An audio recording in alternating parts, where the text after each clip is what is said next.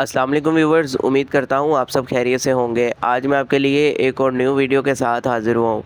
Video की तरफ जाने से पहले आपसे गुजारिश करूँगा, जो मेरे चैनल पे न्यू है काइंडली मेरे चैनल को कर दें सब्सक्राइब और बेल आइकन को कर दें ऑल पे, ताकि आने वाली तमाम इन्फॉर्मेटिव वीडियोज़ आपको मिलती रहें। आज हम जिस बारे में बात करेंगे वो है पर्पल 40 मिलीग्राम्स कैप्सूल, जिसको बनाता है डाइसन फार्मा। एक अच्छा फार्मा है।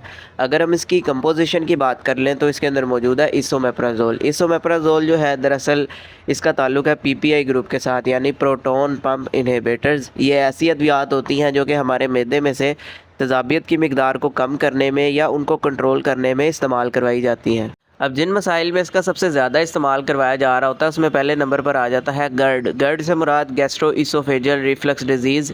इसमें होता ये है कि हमारे मैदे की तेज़ाबियत जब बढ़ जाती है तो वो हमारी खुराक की नाली, फूड पाइप, या जिसको हम इसोफेगस बोलते हैं, उसमें आना स्टार्ट हो जाती है, जिसकी वजह से हमें उल्टी मतली की कैफियत, सीने में जलन होती है, खुराक की नाली में कोई सोजश या वहाँ पे जलन की कैफियत होती है। इसके अलावा ऐसा फ़ील हो रहा होता है जैसे कि हमने जो कुछ भी खाया है वो हमारे गले में ही अटक के रह गया है। तो ऐसी कंडीशन को ट्रीट करने के लिए इसका इस्तेमाल करवाया जा रहा होता है। इसके अलावा इसका इस्तेमाल करवाया जा रहा होता है अल्सर्स में, यानी अगर आपके मैदे में या आपकी छोटी आंत में किसी किस्म का कोई ज़ख़म या अल्सर की शिकायत हो जाती है तो उसमें भी इसका इस्तेमाल किया जा रहा होता है उसको ट्रीट करने के लिए।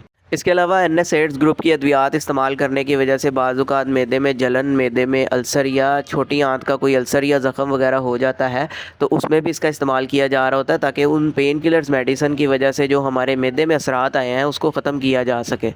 इसके अलावा इसका इस्तेमाल ज़ोलिंजर एलिसन सिंड्रोम में करवाया जाता है। इसमें होता यह है कि हमारा मैदा जो है ज़रूरत से ज़्यादा तेज़ाबियत को बना रहा होता है, जिसकी वजह से हमारे मैदे में जलन और पेट में हमारे शदीद किस्म की दर्द, इस तरह की कैफियत हो जाती है, तो उसको भी ट्रीट करने के लिए इसका इस्तेमाल किया जा रहा होता है। अब अगर हम इसके इस्तेमाल की बात कर लें तो इसका इस्तेमाल जो है एक कैप्सूल का दिन में एक मरतबा खाने से तकरीबन 1 घंटा पहले इस्तेमाल करवाया जाता है, या आपके डॉक्टर्स जिस तरह आपको प्रिस्क्राइब करें आपने वैसे इसका इस्तेमाल करना है। ख़ुद से आपने इसका इस्तेमाल नहीं करना, ताकि बाद में आपको किसी भी किस्म का साइड इफ़ेक्ट देखने को ना मिले।